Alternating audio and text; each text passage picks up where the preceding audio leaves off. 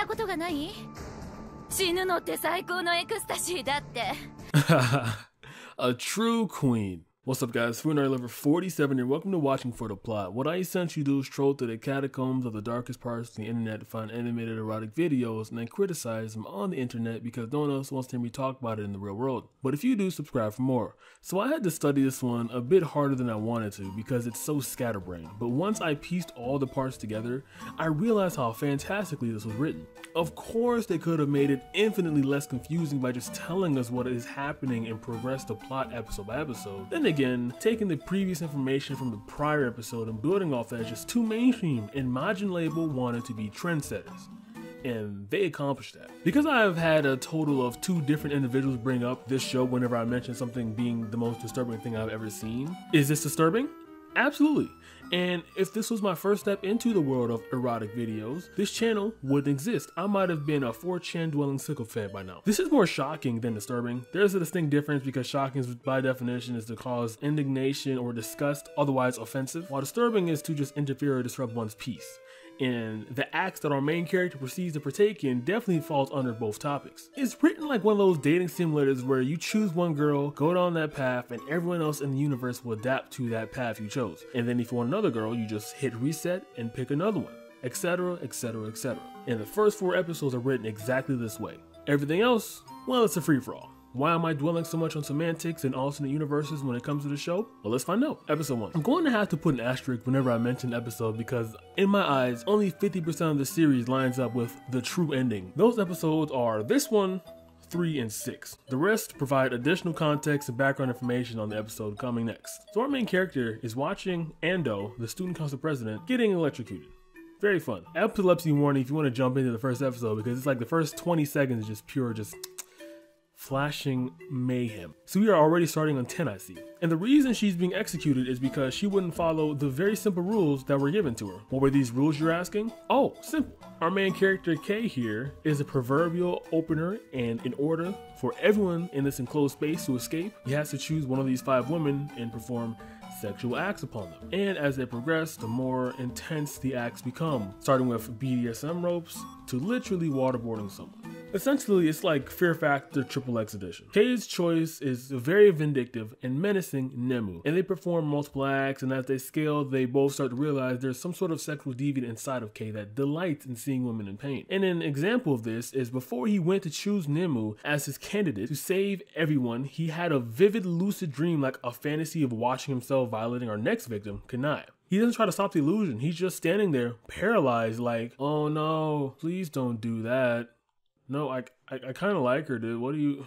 Please stop. Episode 2. Now, I did say this was filler, but it plays off of the theme of Kai assaulting Kanai. While it was a fantasy, given the option, he chooses her this episode as the keyhole to take the challenges with to save everyone, and relives said fantasy. Now, I did say this was filler, but it plays off the theme I mentioned previously in episode 1. This episode is essentially torture porn with fecal matter, tears, and a dab of blood. And after going at it about like 5 times, they end off like this.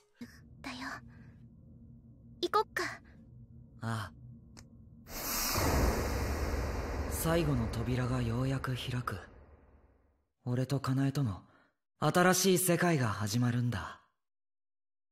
I say at least because each of these doors is a challenge, and if you pass, then you get to pass said door closer to the end. And since they made it to the end, that's a lot of sex. And I don't know how many of you are post-credit frogs, but I decided to peep, and at the end of this, in the next episode actually, it shows Remu pleasuring Kai. However, Kai has lost all consciousness and has now reverted to a jizz slave essentially, head empty, no thoughts, because the inner demon in him won the fight for control of his mind. This sounds like an interesting route to go down and explore, right? I mean, the fact that you're insinuating that Nemu was a part of this entire game yet decided to participate in it is amazing. I want to know more.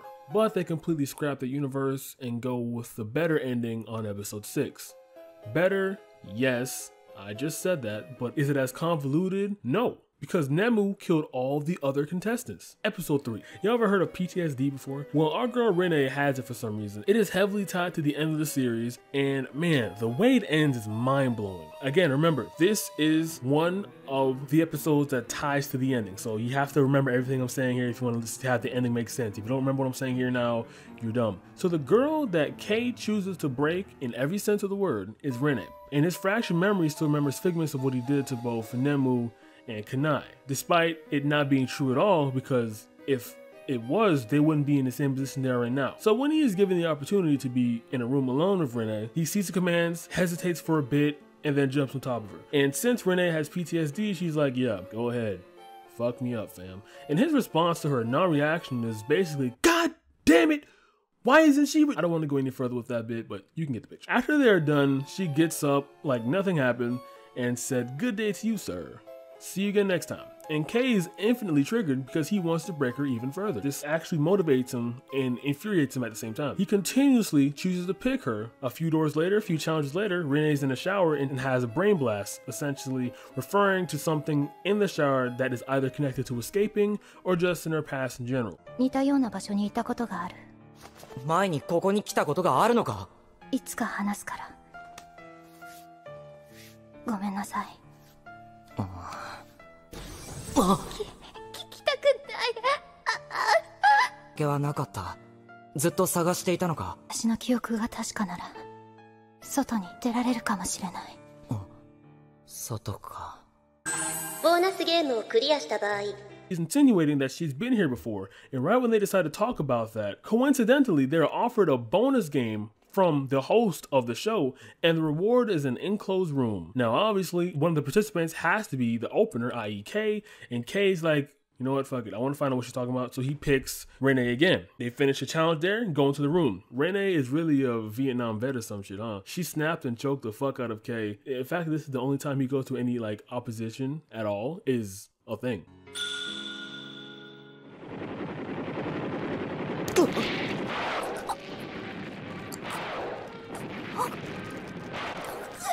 Episode 4. Did I say filler, by the way? Yes, this provides background information. Is it relevant to the story? Highly debatable. So after waterboarding Rika and changing Aoi's diaper here, there was an intermission. And during the intermission, which is about 30 minutes long, the entire group decided to take a 5-head idea, pull open a tile on the floor, and escape in the underground catacombs, which has never been explained, by the way. And Renee has another memory nugget, and she drops it as well. 私はここにいたことがある気がする。過去を取り戻して、本当の自分を確かめたい。And right when they reach this bank wall-like thing in Bible Black, surprise, surprise, Nemu walks in front of them and basically tries to keep them there and stall until the staff comes up. And once they do, Aoi beats the ever-loving shit out of them. And these are the only bodyguards or staff whatsoever in this ginormous property, so they're free now. And after that, she gets up, proves that she can break these neck tracker things, makes Nemu hallucinate that she thought she got shot, and boom. After that, she escapes with Kai and Rika. They have a threesome on the beach, and the end. See? Filler? Yes. However, one thing this does provide is the escape, and that is escape is going to be very important for the next episode. Episode 5. Now they're escaping. However, they all made it. Instead of, you know, just 3 people going on a beach and having sex, they're all free. Caveat, they end up at a school where it's like a farm except for sex slaves. And the ringleader behind all this carnage, behind all this mayhem, just so happens to be Kanai. Yeah, remember the girl that Kei loved and violated in episode 2? Now she's an evil mastermind and puts Kei on the spot. ケイちゃんが私とマナカさんのどちらかを殺すの。なんだそれ！そんなことできるわけないだろ！マナカさんを殺せばこの学園とケイちゃんは解放してあげる。私を殺せば学園は解放されるし、2人とも助かるんだよ。どっちがお得かな？カナエを殺すなんて、そんなことするぐらいなら死んだ方がマシだ。 But after Kei clearly could not make up his mind, Kanai's like, you know what? Fine. She brings up Aoi, Rika, and Rene, gets him executed right in front of his face, and he still can't make a decision. So after that, she decides up stakes yet again and puts Nemu in this human centipede-like contraption while he's watching. And let's just say the demon inside of him is enjoying this spectacle. And after that, Kei is still undecisive. So after sicking her workers on both of them for hours on end, she decides the best way to make him make a decision is to drug them both with an aphrodisiac and force them to have sex continuously for hours. And then the bombshell drops, he chokes Nemu, and the end. Or so we thought. Because apparently, 3 years later, I don't know how, Kanai is murdered, and Kei holds hands with a girl named, take a guess, yes, Nemu. Apparently, she didn't die. Apparently, Kanai didn't check to see if she was, or she did and let Kei escape, but kept Nemu enslaved for 3 years? Jesus Christ, that's confusing, but you know what? It doesn't matter, because this has absolutely nothing to do with the true ending, where Nemu is actually the evil mastermind, and instead of Kanai being the character he chooses episode 6. So you guys ever heard of cults? So take the information of them escaping in episode 4, them seeing all the schoolgirls getting violated in episode 5, and the mastermind of the high school being a girl named Nemu, and here we are. So apparently Nemu crafted all of this to satiate Kei's inner beast. そうよ。全部私が仕組んだ。そんなバカな。どう？ゲームの犯人が私だって分かって。憎い？許せない？あなたが求めていた日常はもうどこにもないのよ。誰がお前の思い通りになるか。オエルあなたも可愛くて好きよ。でもあなたはもう私に逆らえない。じゃあ逃げて。かなえ。この人数にかなうとでも思ってるの？そんなにホカリさんが大事？彼女を助けたければ。そうね。ケイスケ、白夜さんを犯しなさい。今ここで。So clearly he does that, and the next thing you know, these mysterious shrouded figures appear and saves the three of them, and that should be the end. However, I looked at the timestamp, there's 17 minutes left, so clearly this isn't. And come to find out that Rene planned to capture Kei because Kei, get this, Kei is Rene's father. How, you ask? Oh, Rene's mother just... Her mother was supposed to use Kei's sperm to give birth to the cult's true leader. However, it had to be a male, and since Rene clearly is a female, her mother failed her mission. So, indiscriminately, she ends up dead, and you gotta respect your elders, so instead of burying her, they put her in an indentation in the wall and let her decomposing body sit there like decor. Now, Rene is taking the responsibility of her mother to give birth to the cult's savior via Kei's sperm. Again, I state she's getting pregnant by her father. So a few sessions later, Rene decides to drug him up for the next week or so and have him impregnate the rest of the cult members as well. Might as well just knock 10 birds out with one stone. So after 10 minutes straight of that, in my time, in their world it's like 2 weeks, Kei takes Rene hostage. The cult doesn't lift a finger because she's kind of important, and they let them go. They escape. Rene snaps out of the hypnotic control the cult had under her. I don't know how she did that, but apparently it must have been like some radius wave signals from 5G. It was 5G, even though this was 2012. And they decided to live together, have the child, who was a girl by the way, and it seems like 6 years passed. And they're a happy couple now. And since it's a high-paced hentai, you know, you can't end that on a happy note. No way. After all the shit I've seen, literally and figuratively, letting this end normally would not fit the entire je ne sais quoi of the plot. So here's the ending. 私、とっても幸せよ。